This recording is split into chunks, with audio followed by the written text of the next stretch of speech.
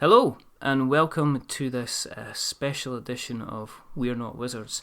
Every now and again, I like Colin to go outside and play for a bit and get himself some fresh air.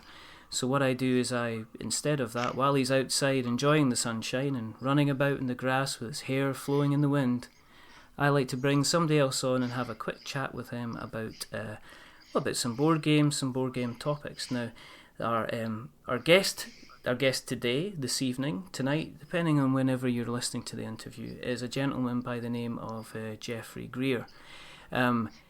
Geoffrey was recently involved in running a successful Kickstarter campaign for his game, his Solitaire card game, Sans Elite. So he's here tonight. So hello, Geoffrey. How are you? Great. Thank you so much for having me on. Well, we've kind of chatting back and forward since I think the first time We're Not Wizards kind of came along, and we appreciated kind of all the feedback and support that you gave us. So I think what better than to, if we were going to do an interview, it would have been rude not to have you on. So you're in California, which is That's a place correct, I've yeah. never been, and obviously I am in Scotland, which I understand is a place that you've never been either. So that's all good. I'm just I just want to find out a little bit more about yourself. As me and Colin are fond of saying, it's your night, Geoffrey. So obviously you've run a very, very successful Kickstarter campaign because it's fully funded. But I suppose my first question is board games themselves. How did you get into board games? Was it from an early age? Yeah, sure. My family and I played games a lot when we were younger. When my sister and I were younger, my dad had all sorts of board games, mostly mainstream stuff, Mm-hmm. big commercial stuff, the Monopolies, the Saris, that sort of All thing. right. Um, Clue was a big one, and I notice over on your side of the pond, you guys called it Cluedo. Yeah, I don't Uh, know I why don't know that where that is. comes from. I have no idea. I think it's maybe just to change it slightly. It's the whole. Yeah, who knows? It's kind of the whole changing chocolate bars thing. It maybe moved Right. into board games and decided that they didn't want to have it there. Your company's called Past Go. So is that Yes. any connection to kind of Monopoly then? Were you Absolutely. were you a bit Absolutely. of a Monopoly fan when you were younger? When we were younger, I played Monopoly all the time, very aggressively, very viciously. It was almost like a family competition to really be cunning and be nasty to each other in a game of Monopoly. And how often did you win? So Did you win all the time? for a while, as you know, and one of the things that's made the game so unpopular in the hobby is the high luck probability. So Yeah, you get eliminated in the first half a lot of the time through no fault of your own. yeah. But once I started being cunning and being nasty, I did win, I guess, my fair share, So but at the expense of friends. So did you move this philosophy into other board games? Were you kind of like the worst person to play if you were then went on to play Risk, or were you the bad boy at the Buckaroo or Mousetrap, or were you? I'd say not, but what I got out of it was sort of realizing that games were a chance to be clever and a chance to be cunning. You didn't have to be mean-spirited about Yeah. it, but a lot of games started to make a lot more sense to me Hmm. when I saw what the strategy was or what the tactics were. Checkers is a big example. I used to abhor playing checkers. Yeah. I thought it was a stupid, pointless game. And then one day, I don't know how, I just sort of started to see what was strategic and what was smart versus what was not a good move. And then it became a lot more enjoyable. So that was true for Monopoly as well, and everything since then. Okay. So using that kind of knowledge, did that move you to start kind of designing board games yourself? My dad designed a board game that we played a lot when we were younger, and we just loved to get it out. It was something he had made, handmade on poster board with scrap parts and that sort of thing. Yeah. And I think that exposure made me realize that games were a thing that you could make. Yeah. That there was somebody out there who made this thing up, and that could be you as well. All right. I didn't start doing it seriously until I was a teenager, and I got exposure to more complex games and more war games and things like that. So were you a bit of a war gamer then, when you were growing up? Yeah, sometimes. Avalon Hill Company was sort of like, it's funny, people have gateway games that get them into the hobby, and they're usually sort of mainstream or something that's light, like maybe Catan or things like that. Yeah. But my gateway games were Avalon Hill, these heavy-duty war games. Yeah, but I mean, you were vicious and things like that, so it's probably only natural that you moved into something that, could cause fear. Yes, made perfect sense. So, I actually had to mellow out over the years because I realized, in my 20s, there's not a lot of people who want to socially play these sorts of heavy-duty war games. I think that the board game, I think that the entire board game hobby is experiencing a period of kind of enlightenment and new growth, which is to Definitely. Be good. But it's always worthwhile remembering where you came from. But right. So, do you remember the first game that you designed? Do you still have it? Is it still, The very first game I designed appears to be this thing I made when I was about third grade. Right. And I called it Big Business or something like that. And it was sort of like roll and move around the board, collect money, lose money. Wow. I don't know what the rules are anymore. You just look at the board. Is it greed is good? It's like Wall Street. Pretty much. Looking at what I have left of the board, it seems like it was highly luck-based and not a lot of thinking involved. But my mom has it. She's got it in her garage with a bunch of old stuff I made when I was in grade school. Did she ever, when, was it Valerie, when you and Valerie were first kind of dating, did she not bring it out to embarrass you at any point? No, because you know what? We only rediscovered it a few months ago. All right, okay. I was like, oh, wow, I totally remember this, but had forgotten it until then. So it's one of those past experiences that maybe buried into your mind and then kind of maybe reminded you that you'd designed board games in the past and it was worthwhile kind of pushing it forward and doing it now. Yeah, maybe so. Okay. The first one that I designed with any serious intention to get it published was in high school. I tried to design a tactical game based on the Dune novels. Oh, yeah, okay. Because I had read those and was absolutely in love with them and thought, oh, this would make a fantastic battle game if I did this, that, and the other. Yeah.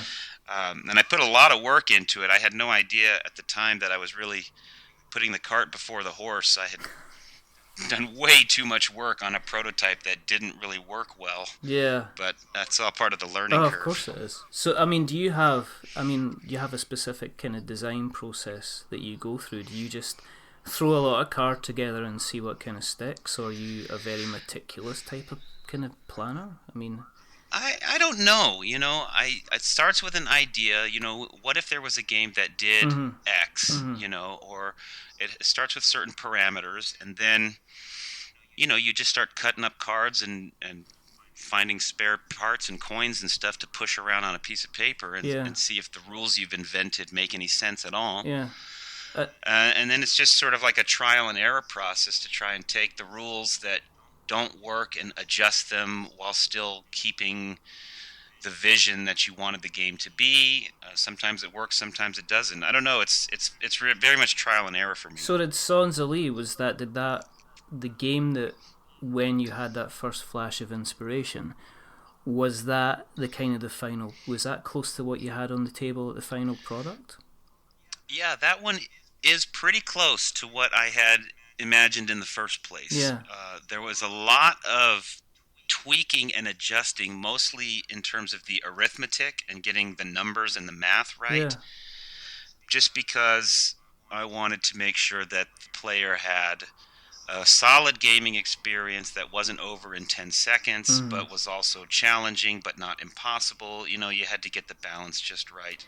Because it's an interesting concept, because there's not many. Well, I can't remember seeing another Kickstarter game that was just for the single player. There was a lot of games out there that were all about there's a big push to have like 2 to 8 players and then have an expansion to allow up to kind of like 10 players. One of the games that I see, that was on Kickstarter was Steampunk Rally, that has up to kind of 8 players, Mm-hmm. and you can have even more if you want. So Yeah. that was kind of quite unusual. I must admit that was kind of one of the ones that that was kind of what attracted me to kind of like Sans Elite. But I mean, that was your second Kickstarter campaign, because you ran another one before that, and that was is it Parenthood? Is that right? Correct. Yeah. Yes. Yes. Now, obviously that got funded, if I'm correct. Yes. Yeah. It did. Yeah. And that was obviously different to Sans Elite. When you ran that campaign, was there any lessons that you learned running the Parenthood campaign that you brought into the Sans Elite campaign? Oh, absolutely. Absolutely. We didn't know what we were doing at all with the Parenthood campaign. That was our first venture into Kickstarter. We had that game designed and had played it with friends and family for several years, just with a homemade version, And whenever you have something like that, people are always just encouraging you, oh, you should get this published, you should do this, you should do that, because of course it's so easy. Yeah, exactly. I mean, I mean, that's what I've done just before we even spoke. I mean, I've drawn up a board game, I've done the graphics, I've got the components together, and it's published and out there. I mean, it'll be shipping out Tuesday. It's I can't wait to get my copy. I'll send you 5, because we've got the logistics in place, and we've got the postage service, and we know how big the box is going to be, and and everything. Perfect. It is just that easy. I'm surprised that not everybody's kind of doing it. Yeah, and that's how it is. I mean, it comes from the right place. People are being supportive and encouraging, but most people just don't have any clue how complex it is to get anything published at all. Yeah. So we had it and we played it, and it was fun. And then Kickstarter started to get more momentum, and so we decided, well, hey, let's give it a shot. Yeah. But we had no idea what we were doing. I built the Kickstarter page in a couple of days, and it was up and running later that week. Oh, right. I knew nothing about trying to build your audience ahead of time, trying to get some reviews, and I mean, just nothing, So the majority of the people who funded the Parenthood campaign are personal friends and family. We know almost all of the backers, and there's only a small number who just sort of picked it up through BGG or through the campaign itself, that sort of thing. Is it still something that you guys play? Do you kind of... Yeah, we do. Because it's social, you have your different games for your different groups, your different circles. Yeah, absolutely, yeah. So that one is definitely in our light family fodder collection, when it's just sort of non-gamers and camping trip, that sort of thing. Yeah, exactly. You can just get the game out and then just let people kind of have a shot and play it. And yeah, I mean, there's still a lot of people I know that you mentioned the word board game, and they've got it up there with root canal surgery for some reason. Right. And they're like, okay, I said, do you want to play Mysterium? And they're like, I've got to go to the dentist. And it's like, okay, you've made your choice then. So that's kind of fine. And obviously one of the things that that doesn't get mentioned a lot is, was there, and I've not asked, so I'm going to ask you, because did you find you got a support from the Kickstarter staff? I mean, was there somebody that was there to say, have you considered doing this, have you considered doing that? Or was it a case of fill in your details, put your stuff in, and launch your campaign?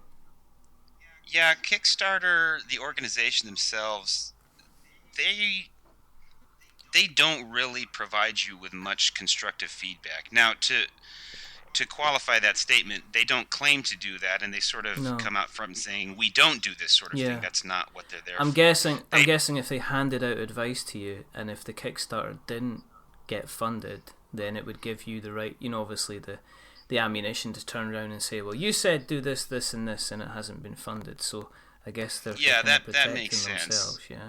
Okay. They provide you with the platform to create your campaign. Yeah. Okay, and they give you the space for it. Yeah.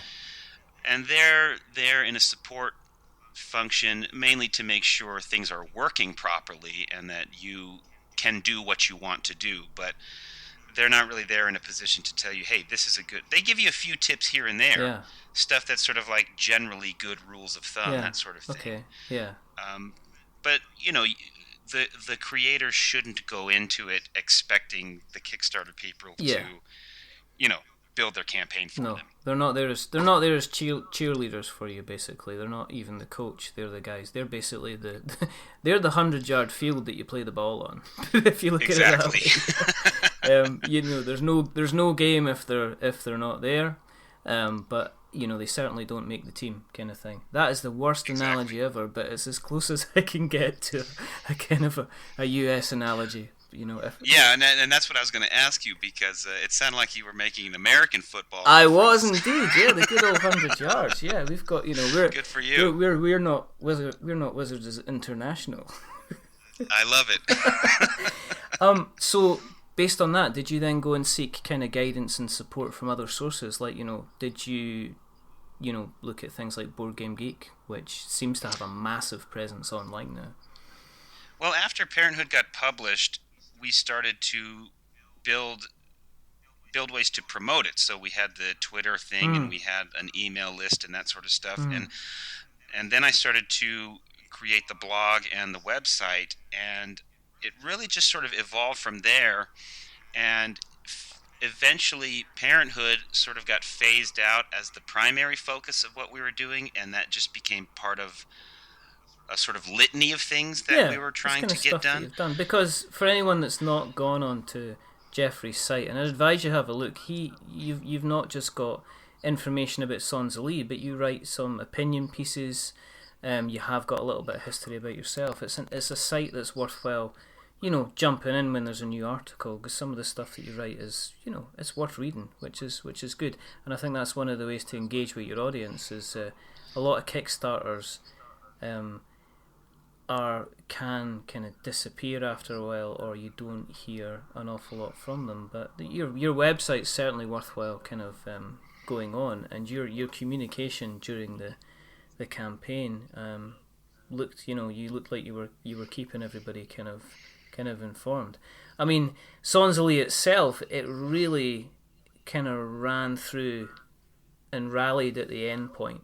I mean, I know there was. It did. I know, and I think the funny, it was funny at the time, but you kind of said, "Right, guys, I'm working now, so I won't even be able to know if the campaign's been funded." And then I think there was, so you couldn't even post when it happened. It was kind of almost like it was like a final push World War II kind of thing. It's like, okay, gentlemen, this is it. Right. I might not see you on the other side. Well, I will see you on the other side in 48 hours. And then, of course, all of a sudden I looked at the comments section, and there's like about 10 comments going, "Geoffrey, it's funded. Geoffrey, it's funded, Geoffrey." Yeah. And then you came in. The other problem is the computer that I have at work. It allows me to look at the website, no problem, but due to the filters and things like that they've got with our IT department, I can't post anything. It just malfunctions. So your man, it's like I'm looking. I'm on the outside looking in. At cloud. please, just let me post. Yeah, but that I mean, yeah, that was. I think that was kind of like that. But it was. I mean, there was a point where you sent out a note saying, "Well, guys, if we're close to not getting, if we don't get funded, then this is the contingency plan." So it was, but you rallied, and you not only hit target, but you kind of exceeded it by a reasonable amount as well.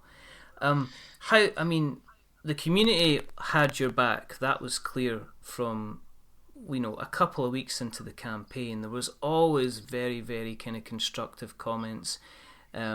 Everybody seemed to be very, very positive. But I mean, how important to you were the community as the campaign was running? Because I noticed that lots of suggestions and support were kind of given by the community. Oh, the community was fundamental. The community that I began to interact with in the months leading up to the campaign was foundational, because I got to learn a lot of what I should have done the first time and what needs to be done to really get attention and, start the campaign off on the right foot. And then while we were in the midst of it, I just couldn't have been more thrilled with sort of like the fan base that seemed to be growing. There was almost like a cult following, and we were getting lots of people just I was floored by people's willingness to volunteer things, to translate the rules, or to make a version on the board game Tabletop Simulator, or to just play the game thousands of times in a variety of different ways and experiment with possible variations and put the stuff up on BGG. It was amazing. I mean, obviously one of the things with the campaign was people were, talking about new rules, and people were talking about, how they could help with the campaign and things like that as well.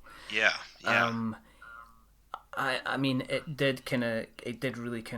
it impressed me how much they kind of took the game to heart, and they were really, really kind of looking at help as well, and it was very positive. But I mean, obviously, is it maybe the case that, I mean, for a lot of Kickstarter supporters, is there maybe like everybody's got a board game or a card game within themselves that they would like to get there, and they kind of saw you as, this is the guy that we can really get behind, because there are quite a lot of bigger companies that are using kind of Kickstarter at the moment as well, and I think that's probably one of the reasons why when people saw you, they kind of, and saw the campaign and saw the kind of the passion and the work that you put into it, they were, they rallied behind you. At the end of the day, the irony was that you weren't sans Elise at all. Yeah, I know. That's very true. You ended up having a small army. I mean, World War II wouldn't have been a problem if you'd been in charge. You'd have well, just... I don't know about that. Well, that's probably... But, I mean, now the dust has kind of settled and you're in production. I mean, looking back at the campaign, I mean, you mentioned, a lot of guys took a lot of time to kind of play test it and highlight maybe things that needed kind of, tweaked slightly. I mean, is there anything that you would have changed about the campaign, with hindsight, basically? I don't think so. Obviously, the campaign is sort of like a living thing while it's happening, so you're constantly responding to people's input, and you may be adjusting things on the page. And you also have to know when to say no and when to say, that's not what we're going to do, or that's not what's in the best interest. And you have to do so in a courteous way. Yeah. But I'm just pleased. I can't imagine that the thing could have gone any better. I mean, obviously, everybody wants to have the $13 million campaign, but that comes with its own nightmares. Once you're trying to fulfill all those orders and that sort of thing. And you don't want us ranting about you on the podcast. I'm happy with the way it went. We were successful. Like you said, we had a little bit of an overage that gave me some comfort in being able to look back and maybe improve a few things. Yeah. Or if nothing else, this gives me a little bit of a nest egg to reinvest in the next project, whatever it might be. Yeah. I mean, obviously one of the things that when you back a campaign, if you're backing it, you then just sit back and go, okay, it says October 2015 and it's not happened yet. But, I mean, obviously, on your side of things, you getting the funds, that's just the beginning. So, I mean, how has the production side of things been on your side? I mean, is it just as stressful, or, I mean, are you in a calmer place now that you know it's funded and you can get it done? Yeah, it's definitely not as stressful because things slow down considerably. Mm-hmm. There's a little bit of a lingering stress because you feel like you want to keep people informed. Yes. And sometimes you feel like the demand is stronger than your ability to satisfy that demand. Production is slow. It takes a long time to get the artwork done. You run into a whole bunch of speed bumps and hiccups along the way. Well, your artist, he's had a little one, hasn't he? He's had an addition to his family, hasn't he? Yes. How's he doing? How's the little one? Have you met them? I have not met the little one yet. We not personally. Lots of pictures and such on good. Facebook and that sort of thing. But he's doing okay. They're doing okay. They've been sick recently, passing around illnesses. Well, that's what happens when you have children, as you're aware. You can't take them anywhere without them picking up something. Definitely. No, that's good. But you know, I mean, yeah. So are you in the stages where you kind of your art's done and you're just waiting? It's a waiting game, isn't it? You're waiting for the phone call or the email to say, okay, we've done this. This is what it looks like. Check the quality and stuff like that. Yeah, it's sort of slowly but surely. The artist, he's working on the art. I've got a guy that I'm working with on the layout of the rules, and these things are happening. They're just not very sexy to look at right now. No, the Kickstarter, the money thing it seems to be the sexy thing that everybody gets excited about, and then just then you realise that in 9 months' time you're going to have a little baby board game kind of thing. So, yeah. Now that's a good analogy. I'm gonna have to write that. I'm tweeting that. I'm live tweeting that out just now. I'm not. No, you know me. I'm not attention seeking. I mean, on the other side of things, with you having this another successful Kickstarter campaign, do you have any more project ideas? I mean, did you have other ones on the go at the same time as Sons of Lee? Do you have anything sitting at the moment that you're thinking, okay, this is the next thing that we're going to do? Or is it Valerie that does all the work? No, Valerie's not the designer, really, at least not when it comes to the more complex stuff. She and I were the two main designers for Parenthood. Ah, right, okay. She's not really been much involved in Sans Allier at all. Whoa. Other than to say, yes, I allow you to go do interviews, and I allow you to be on the computer right now. Oh, right. Well, that's good enough for me. That is good enough for me. But yeah, I've got a lot of different designs that are in various stages of completion. Some are more mature than others. And you kind of go through phases. Maybe I'll work on one for a while, and it'll kind of get stuck and feel like it's not going anywhere. So then you put that in the closet for a couple months and don't look at it, and work on other things, and then maybe come back to it with some fresh eyes. Have you ever designed something, put it in the cupboard, and then seen it on Kickstarter kind of months later and gone, oh, that's mine? Well, sort of, but actually this is a more positive experience. I was working on a game that I was calling Captains of Industry. All right. And it was supposed to be a dice game, and it was supposed to be based on sort of these like robber barons from early American history. And I really got hung up, and we couldn't get it to work right at all, so I put it in the closet. And then a few months ago, sure enough, there's a game called Captains of Industry, fully funded. And I bought it, and I looked at it and played it and said, oh, yeah, this is way better than what we were doing. So you kind of like, dodge the bullet there. Yeah, this guy figured it out, thank goodness.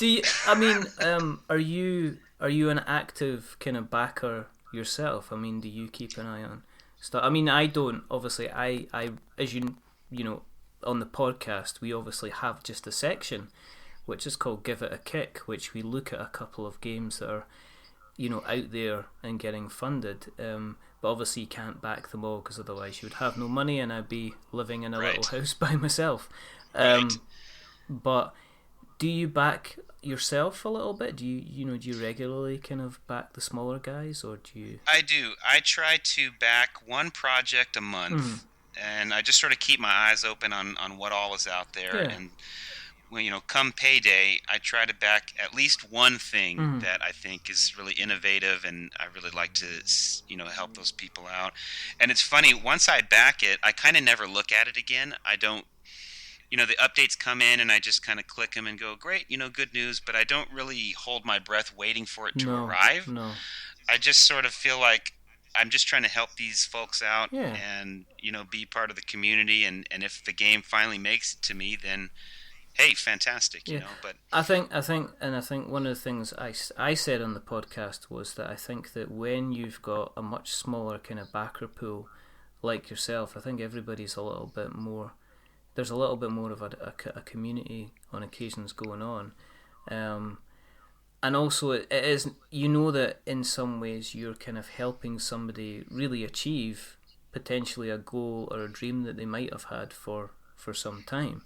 I mean, that does lead into the next question. Now you've probably, everybody's heard me have a little rant about a bigger corporation before, but right. I mean, do you I mean, what when you see these big companies that are that are offering the kind of the $100 buy-in and then they're funded kind of an hour or 2 hours later, um, do you think you probably what are your thoughts on that? Do you think, well, it's fair enough, it's Kickstarter, that's what Kickstarter's for, or do you think, well, maybe this is for the little guys, and you guys probably have already the funding in place, and you don't need Kickstarter? I mean, I'm not putting words in your mouth, but Well, this is obviously a big conversation, and that we keep having in the community, and I have mixed feelings on it personally.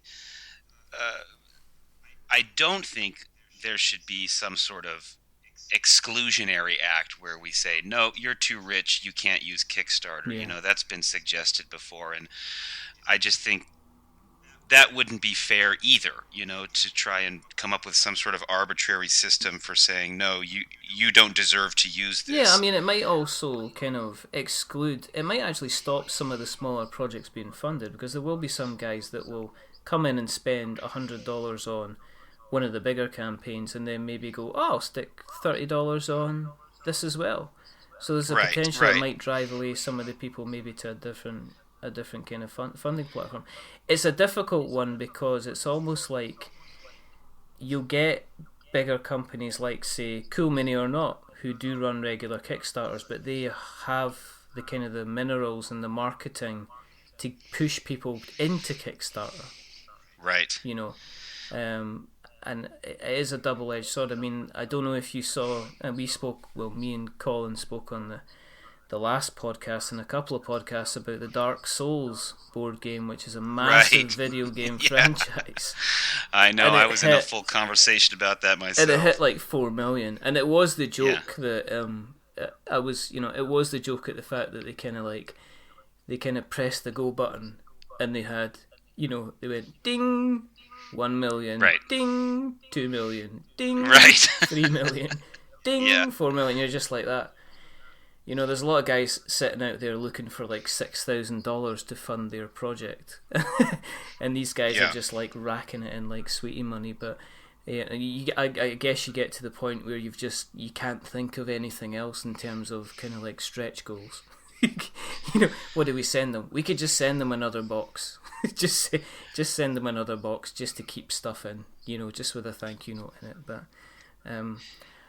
yeah, and I don't think that the big companies should be excluded in any way, shape, or form. And of course, even the term "big company", that's sort of, I know, that's open to interpretation, really. I know, because the only thing that I struggle with is that there's clearly groups and organizations who have the means to create magnificent campaigns in terms of the appearance and the promotion and the product quality of their samples and prototypes, and they just set the bar so high that it begins to defeat the purpose of having a crowdfunding outlet like this for little guys who really, really can't afford those kinds of things. And what it does is it creates expectations for a lot of backers that everybody should offer certain things, and it takes the attention away. It can qualify the smaller guys out, because they'll look at it and they go, well, I can't provide 3D rendered models of my miniatures,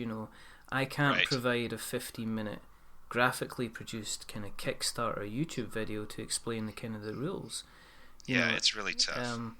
I guess on the other side it kind of maybe helps to raise the quality. It may be, on the other side, the guys that are just kind of scribbling down a grid on a bit of A4 paper and saying, it's kind of like chess, fund me.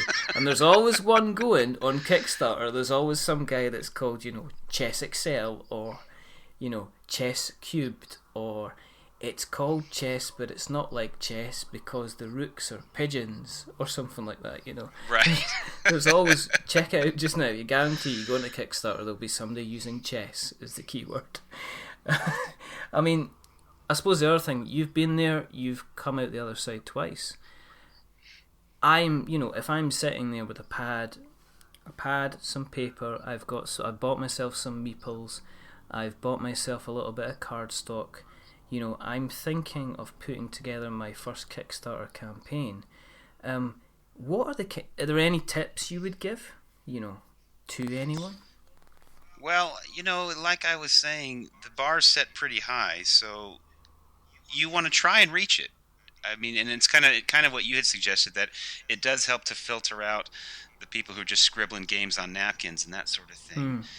You know, and I think if you do build a community, then the people who are part of that community, they understand Yeah. what your perspective is. And I feel like we definitely had that with Sans Allier. We had hundreds of backers who understood that I am not Cool Mini or not, No. but I have nevertheless done hopefully a pretty good job on presentation No, so I mean far. the stuff that you produced in the campaign was it was a good looking campaign, and the fact that it then got backed up with a kind of an online side of it, that there was the game you could actually play, there was a lot of community spirit there. I think that kind of, and you were obviously invested in it, an awful lot. You weren't just pressing the go button and kind of sitting back. You were active in the communication and sending people kind of out messages on a kind of a regular basis. Yeah, and I think that'd probably be the best tip overall, is that you've got to have your fan base and you've got to build that loyalty, because then they're willing to look past things that they know you can't possibly manufacture at this point. Yeah. But they realize that your vested interest is trying to make something good and trying to contribute something worthwhile to the gaming community, and not just say, hey, I've got this nifty idea and I'm hoping to get rich this weekend. Yeah. Thanks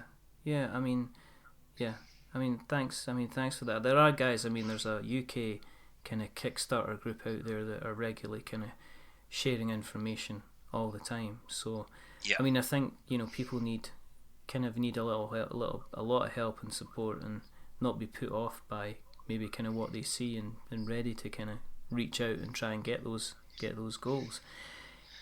If people have missed the campaign, if they've missed Sans Ali, and if they want a copy, how do we get one, Geoffrey? What do we do? I've missed Sans Ali.